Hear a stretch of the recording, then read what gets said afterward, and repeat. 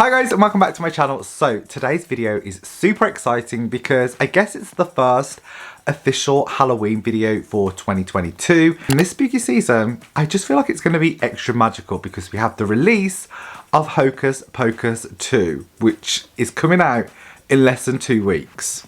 I have literally waited 29 years for this moment. Before I get started, I just want to say a huge shout out to Steve on Instagram. I'll leave his handle here and I'll leave a picture of the original doll that he created. This guy is super talented when it comes to just, I guess, art, but also creating customized dolls and sets. Like the things that Steve posts on his story and the attention to detail blows my mind. When I saw that he'd created his very own Dani doll, I was instantly obsessed and in them DMs like, how did you create it? What doll did you use? What material did you use? Every question under the sun. So I'm very grateful that Steve shared his tips and tricks with me, which helped me to create my very own Dani doll. So that being said, let's get into this video and show you how I made her.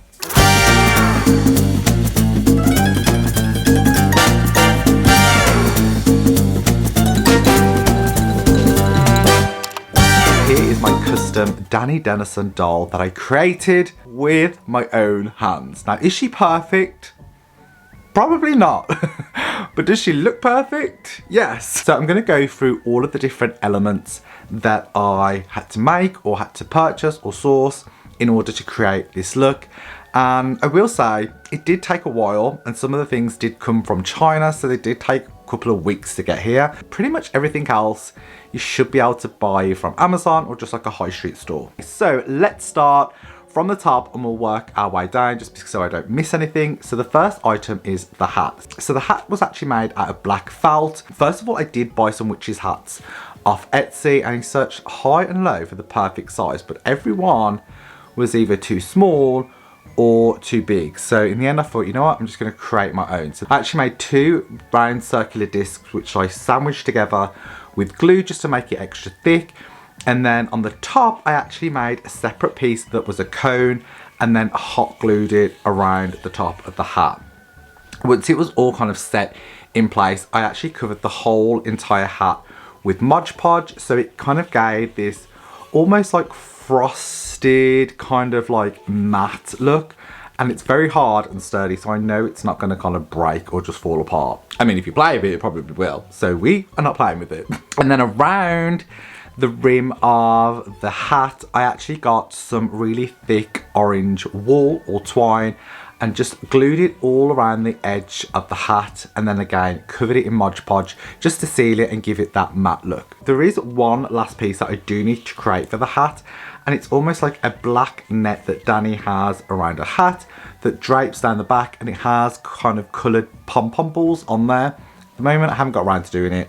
Will I do it before Halloween? Who knows. But so the next part I'll actually talk about the doll itself. This is actually a Wendy Darling doll from Peter Pan. I ordered this from the Disney shop UK. To be fair, she was such a beautiful doll, like the way her bangs were, her fringe was, her outfit. So I did feel a little bit bad kind of like pulling all her hair out and kind of relaxing all her hair. I guess she's got the most youngest face, so it definitely matches the Dani Dennison look that we were going for. So moving down, I guess we can talk about the scarf. Now I wish I had like a really long one that I could wear with this shirt. Wasn't hard to make, but very, very time consuming. I think it took me like maybe 2 evenings to make it. So everything that I had for the scarf was purchased from Hobbycraft. So I had a black piece of, I'm going to call it like trim, that you would probably put around the edge of like a sofa or like a chair or something. And then hanging off the scarf I have red, orange and yellow string twine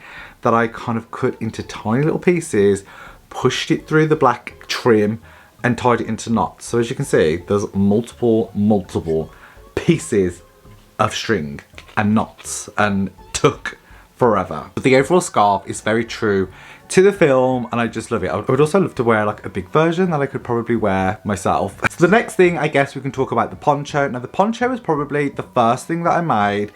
Also a little bit tricky I'm still tempted to make another one just because this one isn't perfect. Well, this was just plain red material, again from Hobbycraft, which I created into a really simple poncho. And then I hand painted the little sun and the little stars and kind of the dots all over the front of the poncho. I did have problems getting the poncho over her head just because I think I made it too small. I did actually have to cut the back of the poncho in order to get it on. So I have like a little bit of black Velcro that just keeps it in place. So from the front, you can't tell, but from the back, it's a bit butchered.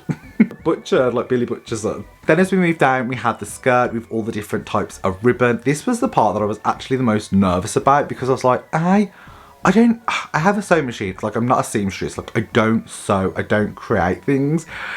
Like, creating a doll skirt, like, I've never made one of them in my life. So I just watched a ton of YouTube videos on how to make a simple doll skirt, and I'll try and leave the link in the down bar below if I can find the video that I found. But the actual ribbon, again, was all from Hobbycraft. It was so funny. I was probably stood in the ribbon aisle for a good, I don't know, 40-50 minutes trying to get like the perfect combination, the perfect colour combination, the perfect like different types of like patterns, like spotty, there's like silk, there's like, I don't know, like a wiggly line, I don't know what it's called. And I love how the skirt turned out. To me, it looks perfect.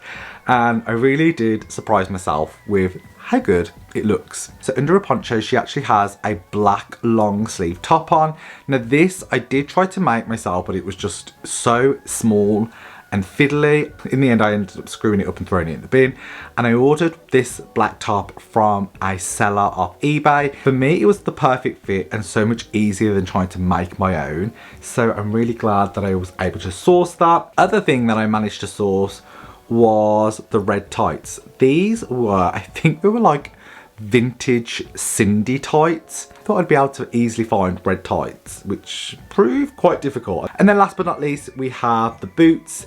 These are, I think these are like Barbie riding boots. Again, these came from the UK, and I felt like there was a lot of black boots on eBay, on Etsy, that you could probably use. Then last but not least, we'll talk about the two accessories that Dani's holding that are iconic in the movie. I remember growing up watching Hocus Pocus as a kid. I was obsessed with Dani. I wanted to be a friend. I wanted to wear this costume. I wanted to go trick-or-treating with her, and I wanted this Halloween pumpkin bucket. Even now as an adult, I'm still obsessed with them.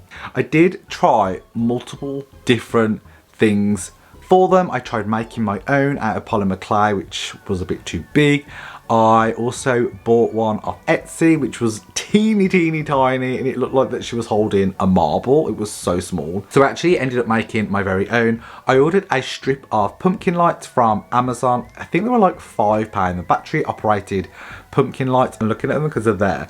Then I took one of the pumpkins off the string. I just cut a hole in the top. I used a hair bobble, snipped it and fed it through either side, just made two little holes either side of the pumpkin.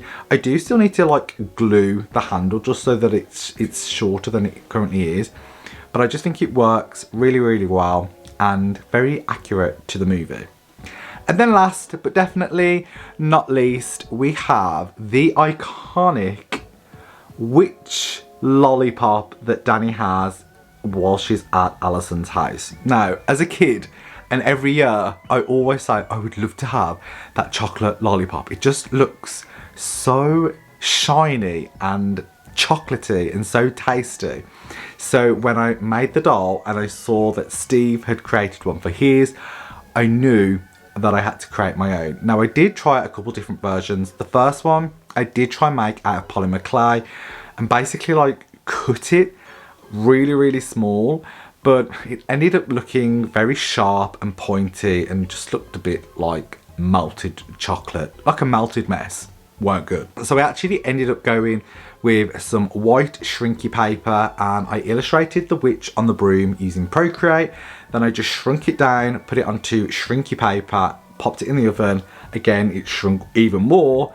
And then I just attached a cotton bud stick to the back of the lollipop and created this very own witch lollipop, which again I think looks really cool, and I'm really proud and pleased with the way it turned out. So yeah, that is it. That is my very own customized Dani Dennison doll. Again, is she perfect? No, but did I have fun creating her? Absolutely. I'm so proud that I was able to create such a iconic kind of movie memorabilia piece, and to say that I created it myself is very, very unique. I know not many people would have one of these in the world, so if you want to create your own, I hope this video has inspired you. Get creating and make your very own Dani Dennison. Thank you for watching, guys. I hope you enjoyed this video. If you did, be sure to give it a like. Also comment in the box down below. Let me know, are you excited for Hocus Pocus 2? How are you going to watch it? How are you going to celebrate the movie release? I've actually booked the day off work just so I can watch the film multiple times throughout the day and just kind of be a part of that online buzz that I just know is going to take over the internet. I hope you enjoyed this video, and if you do create your very own Dani doll, please tag me on Instagram. I would love to see your creations or take on this look. And yeah, thank you for watching as always, and until next time.